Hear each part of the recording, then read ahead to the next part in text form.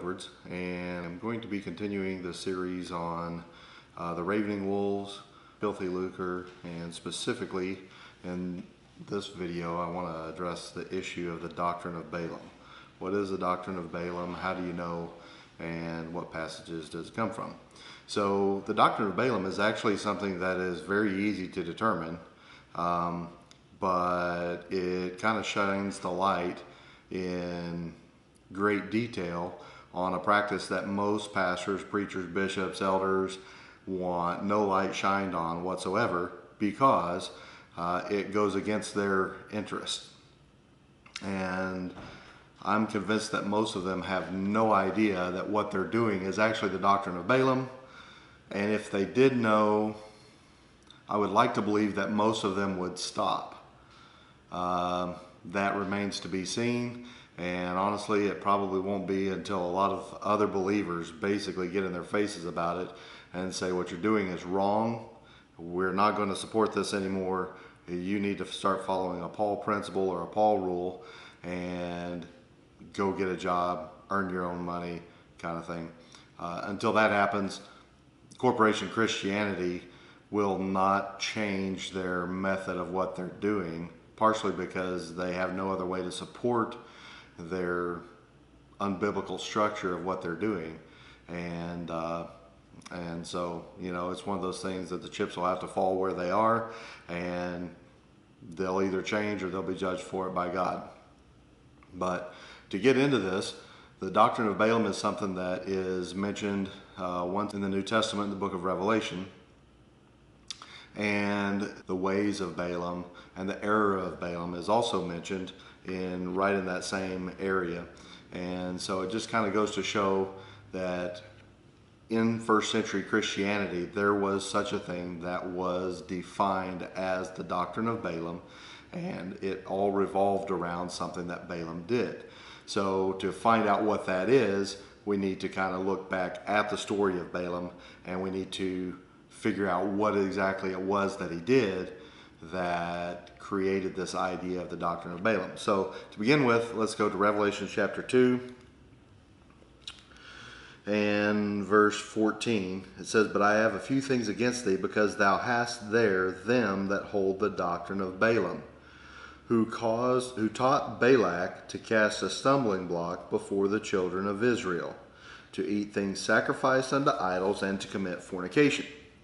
So in a plain reading there, it would appear that the doctrine of Balaam was to eat things offered to idols and to convince the children of Israel to commit fornication.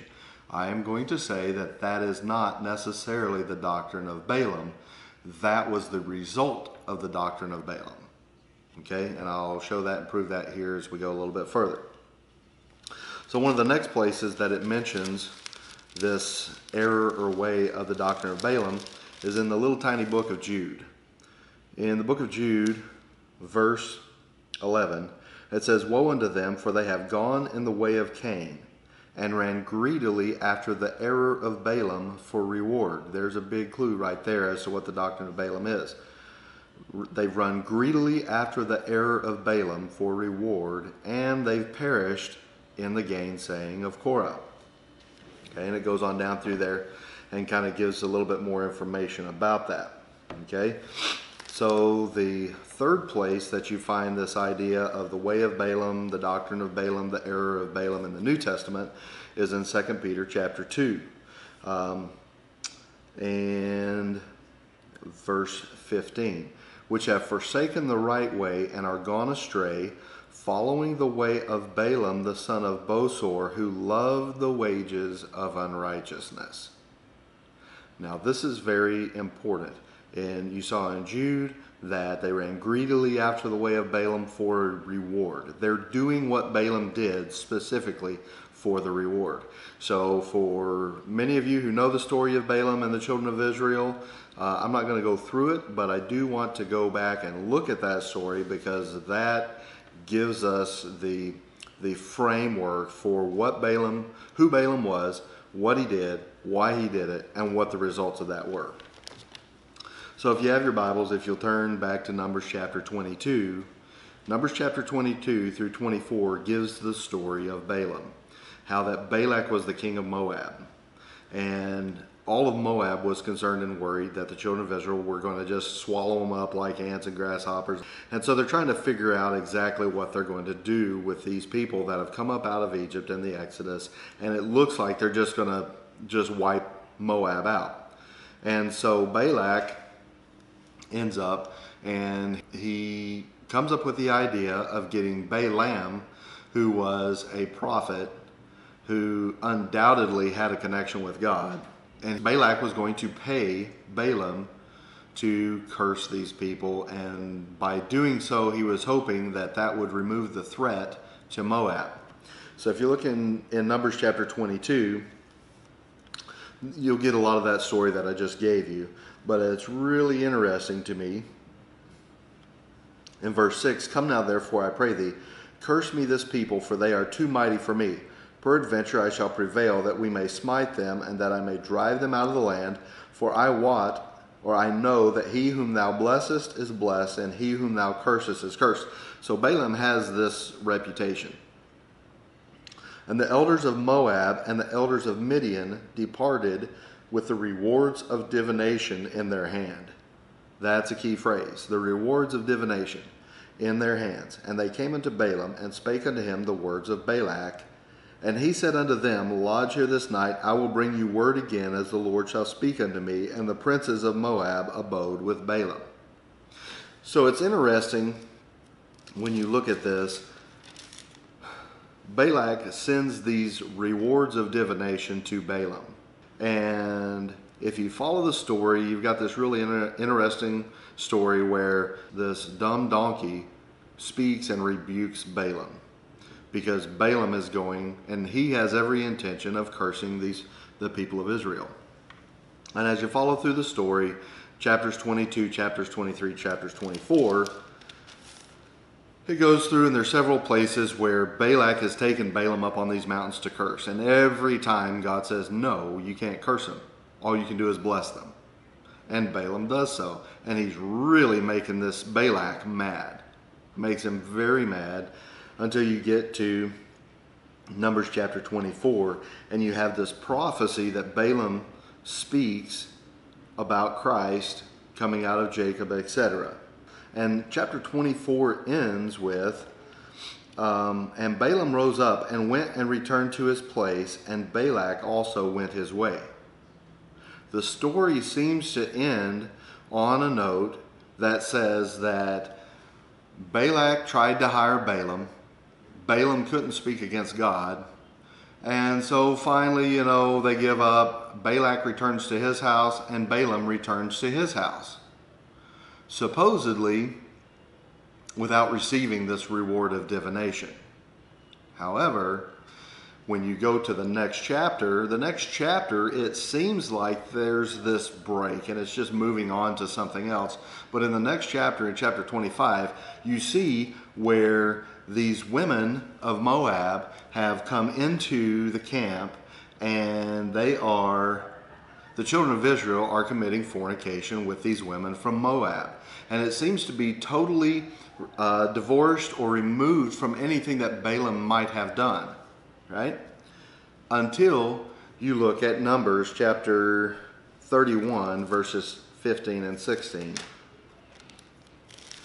And in Numbers 31, verses 15, it says, "And Moses said unto them, Have ye saved all the women alive? Behold, these caused the children of Israel through the counsel of Balaam to commit trespass against the Lord in the matter of Peor, and there was a plague among the congregation of the Lord." This is pretty serious. So the story with Balaam does not end in chapter 24, where Balaam just goes his own way. He ends up having a neutral effect and even a positive effect against the children of Israel. While that did happen, there was something about that reward of divination that just had Balaam.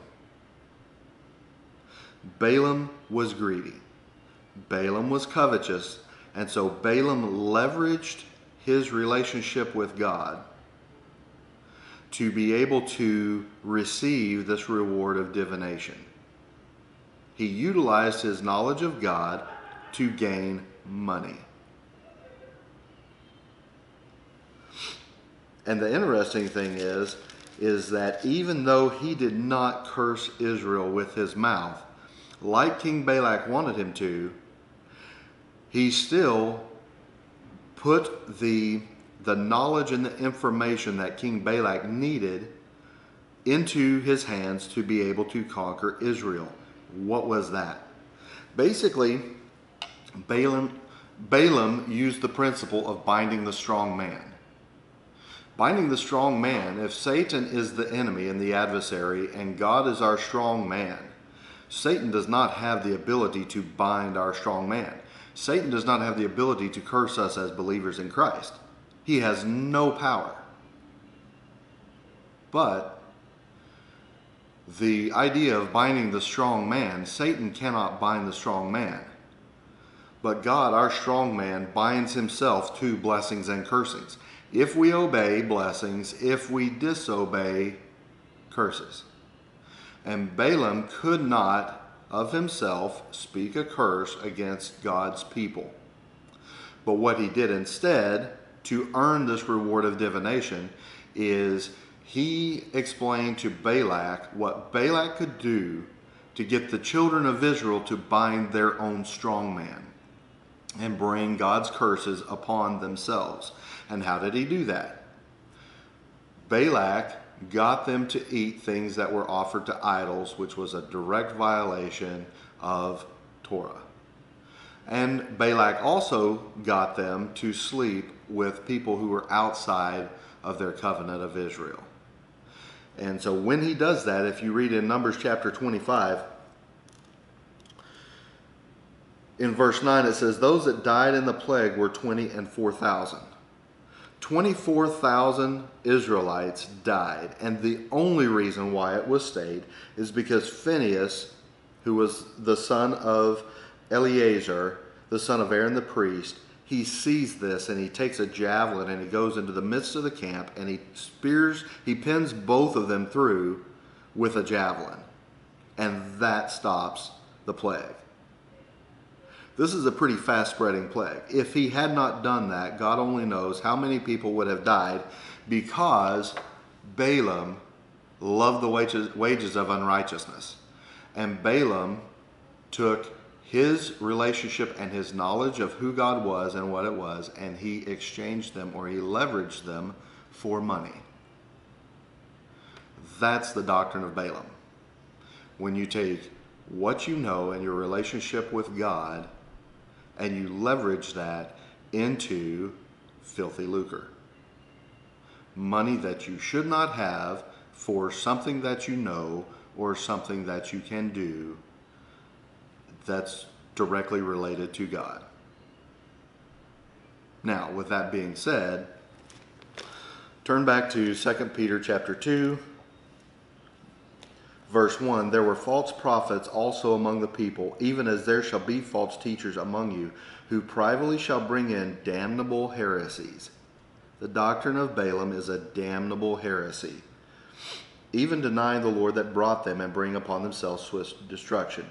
And many shall follow their pernicious ways, by reason of whom the way of truth shall be evil spoken of, and through covetousness, which was Balaam's sin, shall they with feigned words make merchandise of you. God's people. Long and short, you look at corporation Christianity today, or any assembly that names the name of Christ, and someone is leveraging who they are, what they know, as a position of authority, and they basically have become a hireling, and they receive wages and salary for their service that they perform for you before God. That is not a first century principle. That is not anything that the first century Christians practiced. And maybe in the next video I'll get into Paul, because he becomes the poster boy and the writer in the New Testament that everybody goes to prove why the bishop, the deacon, the elders should receive and should be subsidized for what they do in their labors in the ministry for the assembly. I'm sorry. It is a doctrine of Balaam, and it is a damnable heresy. So with that being said, if you've enjoyed this, stick around. There's more to come. There's a lot more in here. In the last series of videos, I set the foundation for how the priests were considered robbers and what that was all about. In this one, I've shown the doctrine of Balaam and what it involves. And in the next one, we're going to start in on the New Testament, look at some of Paul's writings, and start looking at a lot of scriptures in the New Testament dealing with men who are in positions of authority in the church and their injunctions to not be covetous, to not use their position for filthy lucre, to not be greedy of gain, on and on and on it goes. But rather, they're to labor with their own hands, and that is what Paul has taught them to do. Not to use any kind of position of authority that they have to be able to take from their brothers. Okay, so if you've enjoyed the video, hit the like button, hit subscribe, and the bell so you can get alerts whenever we put out a new video. Okay, God bless you. Have a good day.